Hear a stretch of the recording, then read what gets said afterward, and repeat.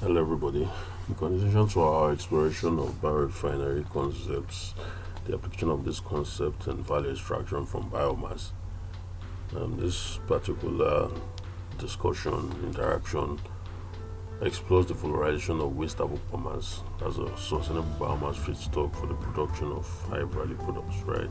So in this particular scenario, we are considering the production of the tri-products biorefinery that facilitates HML production, lactic acid and xylitol, right? Now, essentially, very briefly, the waste performance is dewatered, right, and homogenized, and of course pretreated, right? Now, the pretreatments. Okay, before I go further, I need to explain what this X is. Now, what we tried to do, or what we did in this particular study, was to consider the optimization of the biorefinery in terms of the environmental performance and the economic performance. So the environmental performance in this case was measured in terms of the greenhouse gas emissions per unit mass of the waste performance, while the economic performance was measured in terms of the internal rate of return, right, of the process. So of course we know that for favorable economic performance, you need to have a higher internal rate of return. Then, of course, for favorable environmental performance, based on our discussions and our metric, we need to have a lower GHG emission per unit mass of the feed, right? That should be intuitive, right? So we decided, or we sought to investigate or more or less optimize these two parameters simultaneously, hence the term multi-objective optimization, right? So by utilizing the decision variable in this case as the allocation factor, right, which is specified in this case as X.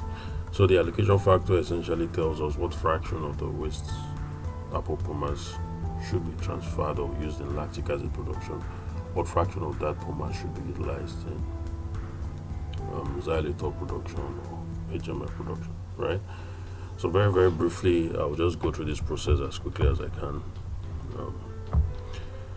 So we have a scenario where you have your waste pomace being pretreated. Pretreatment is achieved at about 142 degrees. This is hot water pretreatment, right? Again, before I go further, we need to emphasize that conditions employed in the simulations must be obtained from experimental data sourced from the literature, right? You need to get these things from the literature, right? And if there's a need for you to impose assumptions, there shouldn't be assumptions that kind of compromise the integrity of your simulation, right? So they must be based on facts, things that people have done experimentally. Okay, so you have your pretreatment happening in here at about 142 degrees. Hot water pretreatments, like I said, to facilitate minimal production of inhibitors, so that's fulviral, that tend to affect the downstream fermentation processes, as well as minimal loss of polysaccharides, right? So the pretreatment facilitates first a separation of the lignin from the structure, so you have greater access to polysaccharides, and also helps to convert the polysaccharides to C5, C6, right? So your sugars.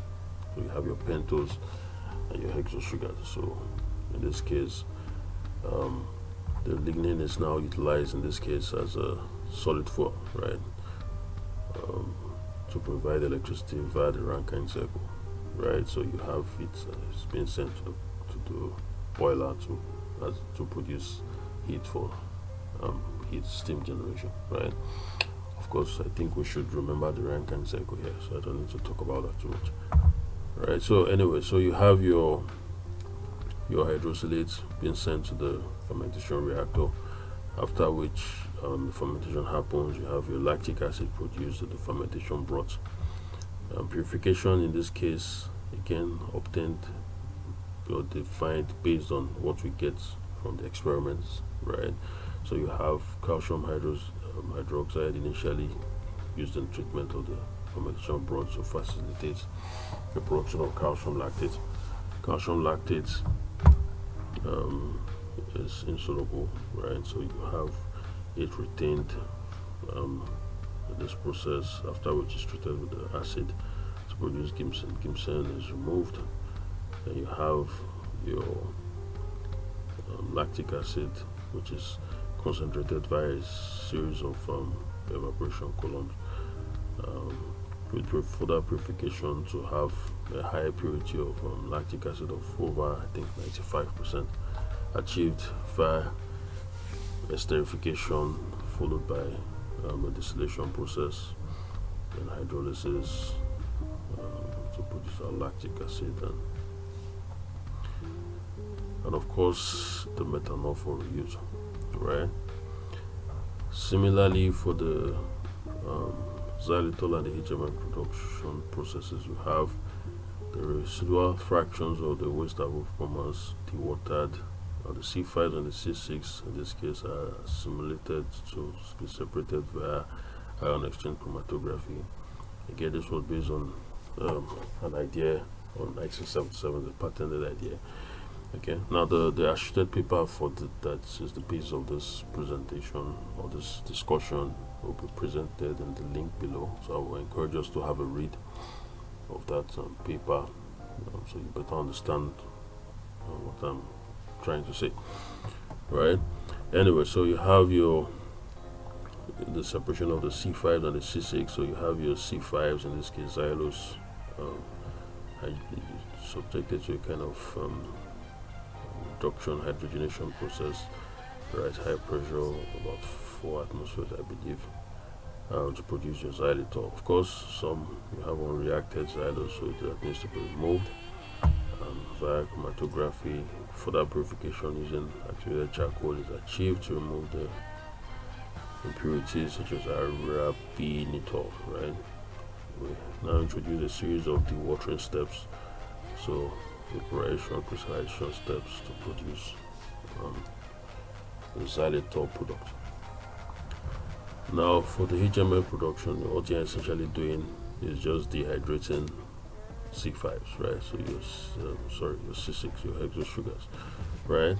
And dehydrating it and utilizing dichloromethane to facilitate the separation of the HML product from the aqueous stream, right? So in this case, we propose the 3-step vaporization step, again as determined from experimental data in the literature, to facilitate the recovery of our HMF, right?